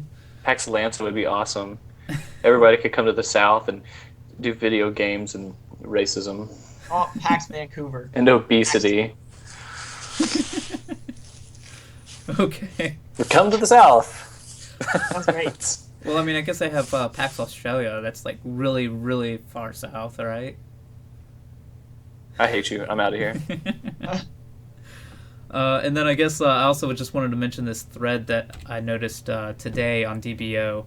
Quirrell has the Pump Action Blues, pretty neat thread talking about shotguns in video games and how he wishes Destiny didn't just have your straight up pump action shotgun like every other video game does. But anyway, enough with that. Let's move on to a little game I like to call Beat the Chat. I'm so dead. Yes, I know. I am gonna fail real big. This is going to be kind of interesting. I'm not sure if it's going to work. So 2 weeks ago, I tried doing like a simultaneous Beat the Chat thing in the Twitch chat with Zenus, where I was like reading him the question to give him a slight head start, and then starting the question in the chat. But the lag is so terrible that it just wasn't quite as fun. So I'm going to try things a little bit differently today. But the prize is pretty big. It is... Hold on, where's my... There we go. $20 in Microsoft points. Oh, Jeebus. This was donated by my good friend Zouter Limits. I don't know what madness seized him to donate a prize this valuable, but I'm not going to complain. I have free stuff to give away on my show. So anyway, so how we're going to do this, let me see if I can set up. Ask what Dan's favorite color is. Dan, we've got this. All right. Blue, no, yellow. I don't know. What is it? Help. Clear. All right, there we go. Man, I love There's that. Let me go there. Nope, that's not the right one. There we go. So, yes, there's the chat on the screen. Should be good to go. I've got a nice little scoreboard here. Scoreboard. Hold on, that should say guests. Is Heckfu on my team? Yes. Yeah. Okay, good. Hey, Dan. Hey. All right. So you guys are playing together against the chat. And how this is going to work, I'm not entirely sure. But that was the worst. That was so stupid. Flawless. Highlight reel. all right, hold on. All right, this is going to get weird for just a second. So starting now, it's getting weird.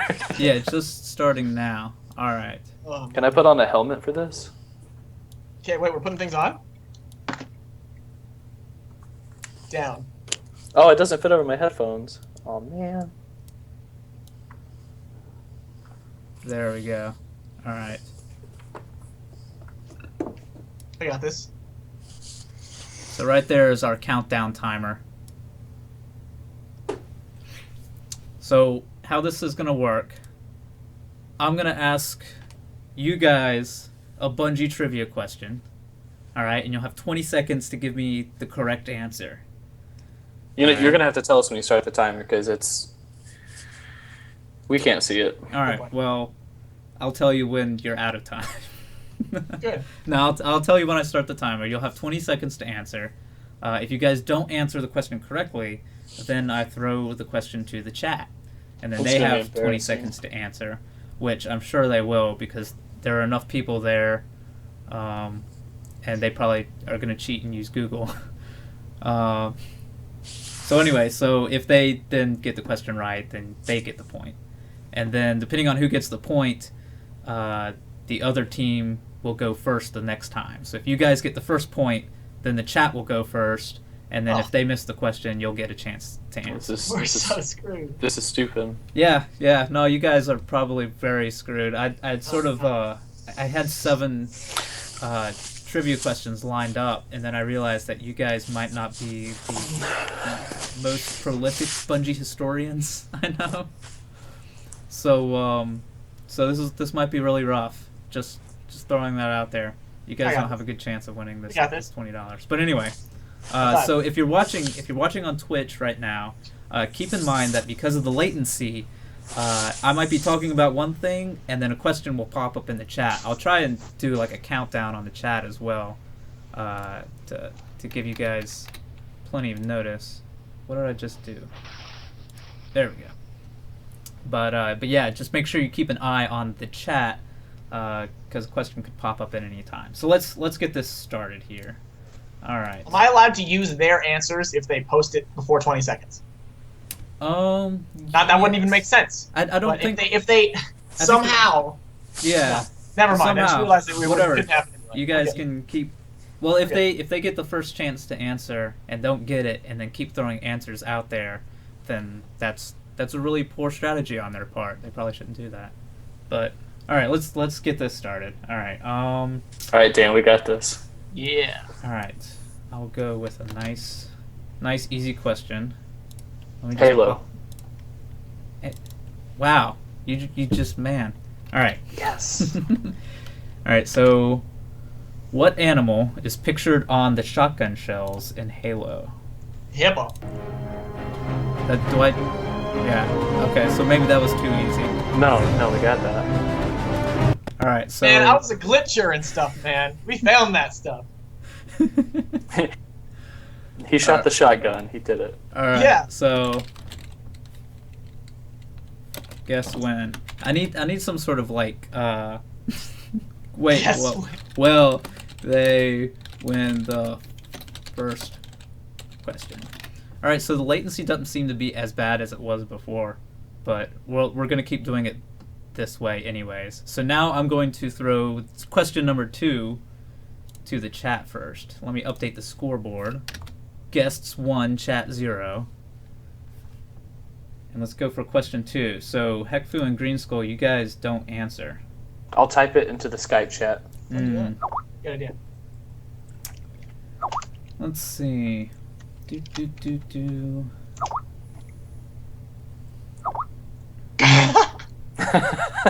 Per hour or per minute? All right.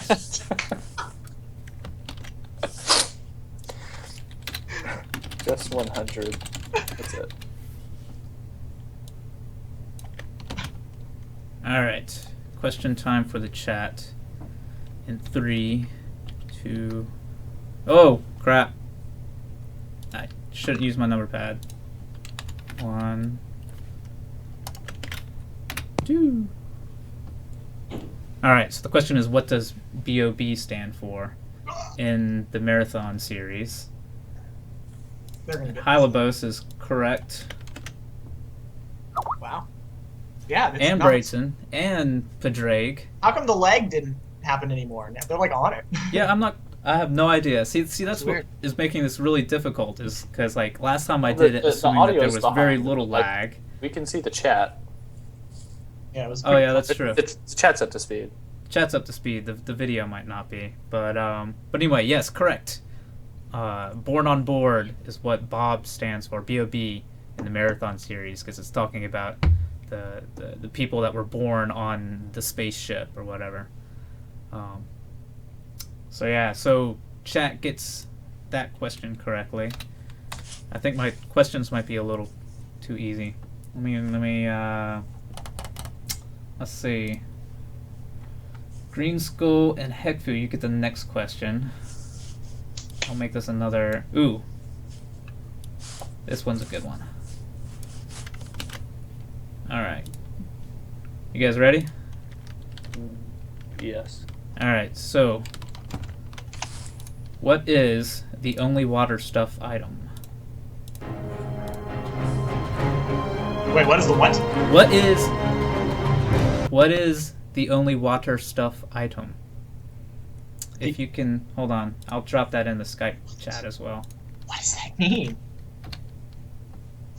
That's what I heard too. Is that what he's saying? You guys should be running out of time pretty soon.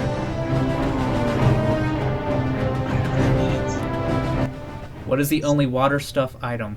Yeah, okay, so I heard it right. Alright. Good, I guess. The fish. The sawfish. Sawfish. Wow. Last minute win by Heckfu there. Nice call, man. I didn't think about that. No, you're right. Holy Sawfish shit. is the only water stuff item. So on the Okay. back of the sawfish, like cardboard, I guess backer, it says the only Nice. water stuff item. Yeah. I should have a Flicked when you said it. Well done, Heckfu. I should have a picture. Well, wow, Heckfu, that was a clutch pull there. If I hadn't been pausing the countdown timer, you probably would have run out of time. But I'll give it to you anyway. Yes.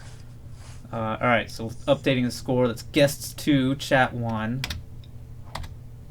So this next question, we'll go straight to the chat first. Let's see.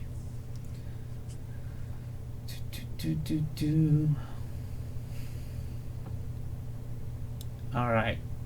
Here's one that will probably stump everybody but Malagate, who submitted this question to me. So next question comes in. Well, let me update the PowerPoint slide first.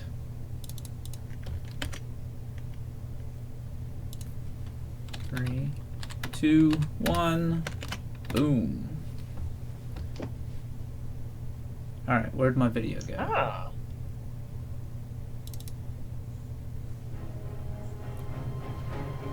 Woo.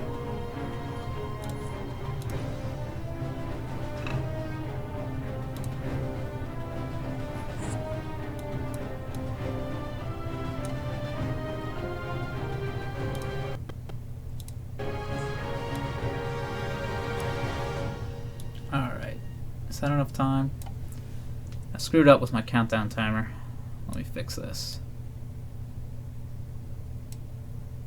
Nope. Nope. And it's gone.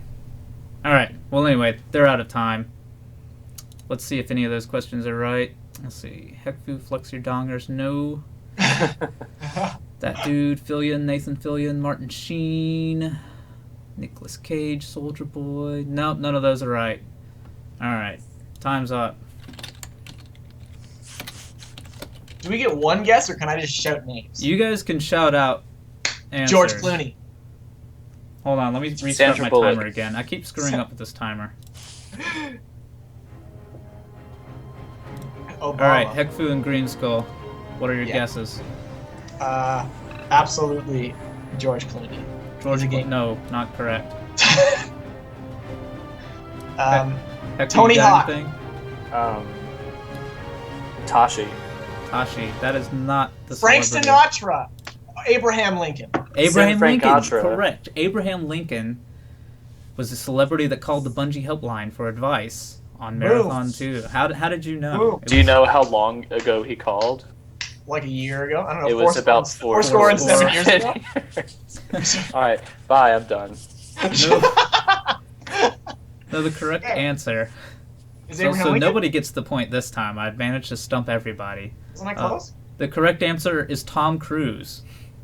Someone actually said Tom Cruise, didn't they? I see Oh Tom no, Hanks. they said Tom Hanks. Yeah, no wise, so close. I mean, they're Oh, practically the an same idiot. person, but yeah, I didn't see anybody say Tom Cruise. Doug Zartman, Bungie employee and voice of the Bobs, actually took the call. Tom Cruise was like filming Mission Impossible and got really frustrated playing Marathon 2, and called the Bungie helpline that was on like the back of the box or something. So yeah, just a little piece What of a trivia great- for you there. Wow, So the guy nobody on gets the- the point. The B.O.B. guy called the B.O.B. the back of the box. That's too meta for me.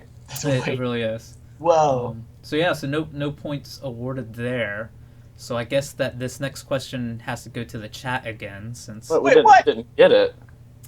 Yeah, it should totally come to us, because then we have a chance to win now. I don't know. Guests are winning 2-1. I'm gonna side with the chat here, just because I'm feeling. Wait, I thought we were tied 2-2. Did we suck? No, Dan, no. We're gonna this participate question in the would have chat made this it time. 2-2, right? Dan, get in the chat.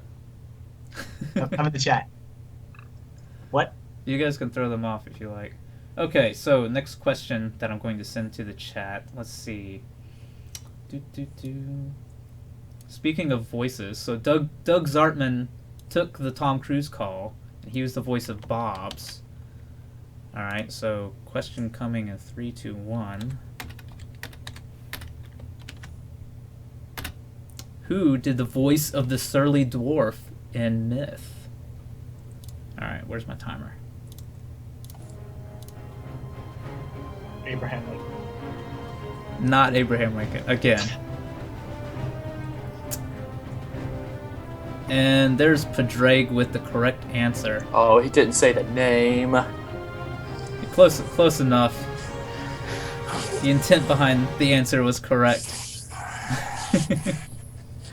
So yes, so the other goes Hylobos has the actual name as well, and Zach Dark. The voice of the surly dwarf in Myth is actually Marty O'Donnell's dad, Bob O'Donnell, who incidentally is also in Halo 2 as the Prophet of Objection. And I'll give you one guess as to what his line is. Heckfu, any guess? But It's objection. Wait, say that again? the Prophet Objections The Prophet line of is Objection. He's Oh. the prophet that says objection at the beginning of Halo 2 when they're Objection! it's the Arbiter's trial. That's Marty's dad that did the voice work for that. He's pretty good, I guess. So anyway, so that brings our score 2-2, which means that questions now go back to the guests. How many more questions are there? I have a fair number. I was shooting for 7. So first to 4 wins. All right. So let's say. My son is a beautiful unicorn. All right. So I'm going to drop this question in our Skype chat. Here, I'll upload it to the PowerPoint first. I got This is kind of goofy. I know, guys. Thank you for bearing with me. All right, ready? 3, 2, 1. Here's your question. In the infamous Halo 2 .ass error, whose ass is pictured? Ah, Yeah. I've definitely heard it. I will I've accept heard the that. nickname as well.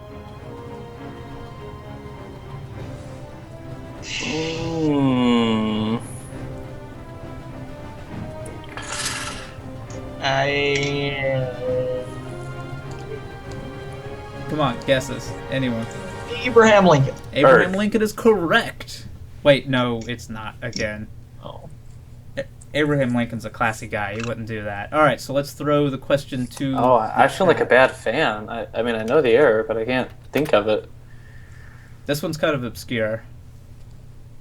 I'll be surprised if anybody gets this, actually.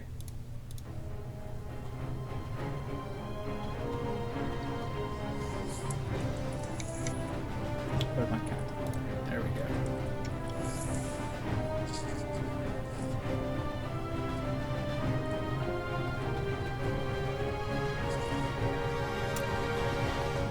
All right, that's all the time I'm gonna give the chat.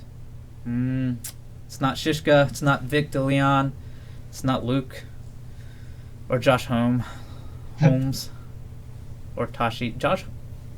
I don't think Josh Holmes ever worked at Bungie.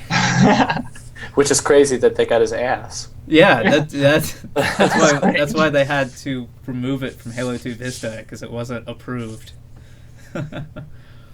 No, the correct answer is Chucky, or Charlie Go, who is a old school Bungie guy.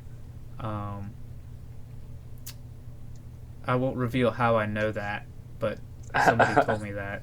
And Chucky was known for showing his ass. It's because you know his ass so well, and you saw a picture of it. It's like, well, that's obviously his ass. Hey, I like looking up Bungie history. Bungie asses. Sometimes that includes pictures of asses. All right. You never know what you're gonna get. Okay, so I managed to stump everybody again for the second time. You're so smart. Today. I might be expecting too much from my viewers here. Too deep. I'm digging too deep into the Because Bungie you're lore. in too deep. Nope. All right, let's see. And you tried to keep.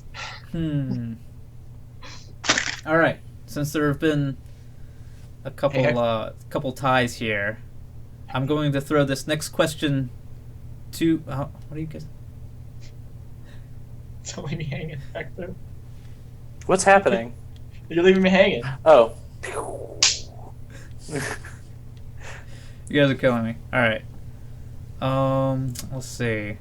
What should I pick as the next question? All right. What's the score? It's guest 2, chat 2. So I will throw the next question to both. All right. That sounds fair. So you guys get ready to type into the chat. And I will read out the question and send it in at the same time, and we'll see who gets it first. So you guys can participate as well. I got this. Yeah. All right.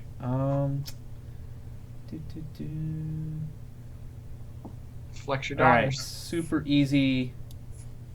Current tiebreaker question. All right. Question coming in 3, 2, 1. What is this name of the secret myth song in Halo's Assault on the Control Room level? See how they got it. Yeah. I wanted you to type it in, Greenskull. Don't wanna. Okay, so the chat took that pretty quickly, right away. So that's a point to the chat. All right, chat 3, guests 2. All right, so this next question will go straight to the guests. Wait, do you want me to type it in the chat for that? Make it a free-for-all, Duncan. Yeah, bring it. Another free-for-all? I was going to throw this question to you guys first to try. I'm okay with that, Ben. Never mind. Yeah, no, I'm with Duncan. He's the host. Yeah. All right, here's my question for you guys. Jen Taylor is the voice of Cortana in Halo. Name another video game character that Jen Taylor voices. Doesn't have to be a Bungie game. Oh no. Oh no. What is it? Oh no. I know. All right. I'm putting Zoe, you on Left 4 timer. Dead. This should be easy. Yeah. Was that? Left 4 Dead, Zoe. Yep. Correct. I also would have accepted Princess Peach, and there's a Dota character as well that she voices. Oh, she play. Is it Puck? I think it might be. I don't know. think it's I don't Puck. play Dota. Tashi's in the chat. Hopefully he'll answer, but I think it's Puck. That's probably right. But anyway, you said Zoe in Left 4 Dead, and that is correct. So that brings us to another tie. Guess 3, chat 3. So I'm going to throw this question to the chat, and we'll see if they come up with the answer. This should be a hard one. What? Oh yeah, Tashi said it was Puck. Oh my god, I'm so smart. You're so smart. All right, here is.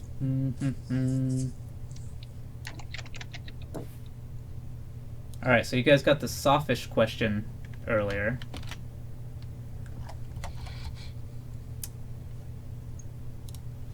I'm going to throw this question to the chat, and then you guys answer in the chat as quickly as you can as well. And we'll see how this goes. You guys ready? Okay. At all? Yes? Are you both still ready to go? All right. Question coming in 3, 2, 1. Who is the original owner of Sawfish? Who bought it?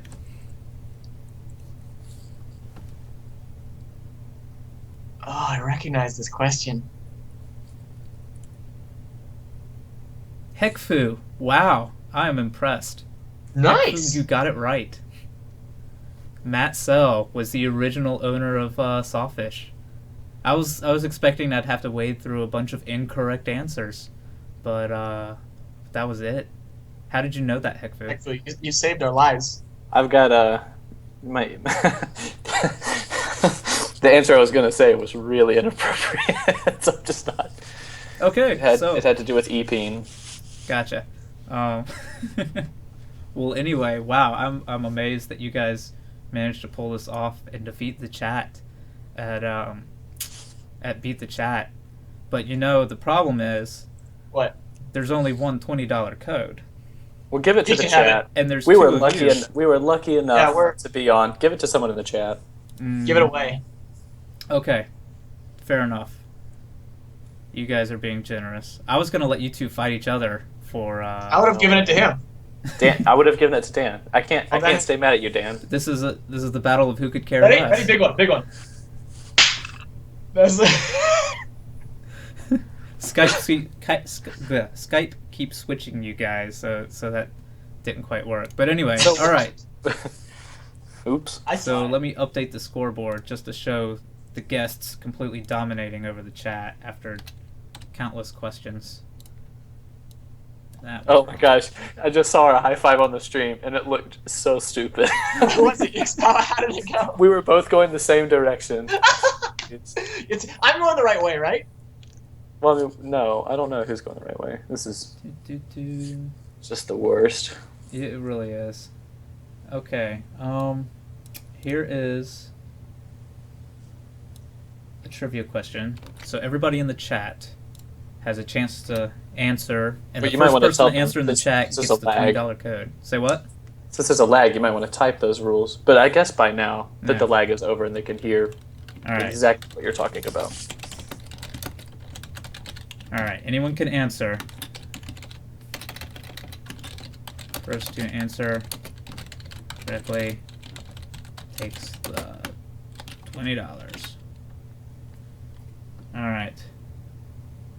Man, I used all my really hard questions, or questions that I thought was really hard. So I'm gonna have to go with an easy question, lightning trigger question. I'll ask the question. I got some questions of my own. Here we go.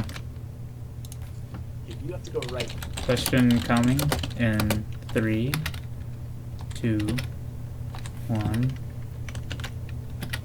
First person to say flex your dongers wins. Oh shit, Top Gun. Top Gun. Very nice.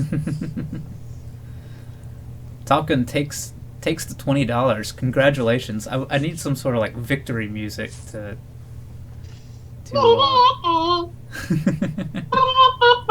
Here, here's the music. I guess you can post it. Yes, Marty started working on Myth while he was still part of Total Audio. He didn't actually become part of Bungie until just before just before Bungie was sold to Microsoft. But yeah, Myth was the first Bungie game that Marty worked on. The first one that he did the full soundtrack for was Myth 2. But anyway, Top Gun answered it correctly. He was the first to type those, 4 letters? Yeah? So Top Gun, I've got your email, I already know. So I will send you the code. Congratulations. Thank you for playing. Thank all of you guys in the chat. This is definitely the longest episode of dboTV ever. First double longest episode. Man, we killed it. High five. You're down below me now. No, where are you? Hold on. Bah! Good thing there's no friendly fire. Boo, kick him off. All right. Well, guys, thank you for coming on. Like I said, this episode was twice as long as any other, but I guess that makes sense since I had twice as many guests. It was a pleasure having you guys on. If Dos. Skype chat would continue to work. Dos. Hold on. There we go. There's Dan. Well, that's fancy. Yeah. So yeah, thanks for coming on. Definitely have to get you on the show again sometime. I think Thanks this for was having us. Pretty successful. Yeah. All right. See, Zach Dark says best dboTV. I agree. All right. Well, I'm gonna let you guys go. I will see you around. I'll see you both at PAX Prime this year, right? Yeah, man, I'll be there. Yeah. It's Definitely. gonna be so fun. Like a week before Destiny comes out. That'll be crazy. Oh no. That'd be good. Yes. Is that good or bad? I don't really know. It can only mean good things. Probably. But anyway, all right. Well, I'll see you guys around. Thanks, Duncan. Thanks for coming. All right. Thank you guys for watching. Let me just wrap this up real quick by saying, if you want to check out our awesome DBO forum, that's where I post notices about the show. That's where a lot of these friendly fire thoughts came from. Check it out, Destiny.Bungie.Org/forum. If you want to rewatch this awesome episode, you can always find it on our YouTube channel and our Twitch channel. There are archives at both places. But the easiest place to find is Destiny.Bungie.Org/dboTV. And if you're crazy and have Facebook, we have Facebook as well. And Twitter accounts. Normal plugs for all that. So that pretty much wraps it up. Let me see if the credits are going to work, or if Skype somehow figured out a way to screw those up as well. Let's go. Yep. Hold on. Let's try that again. Credits. Nope. Still. What is that?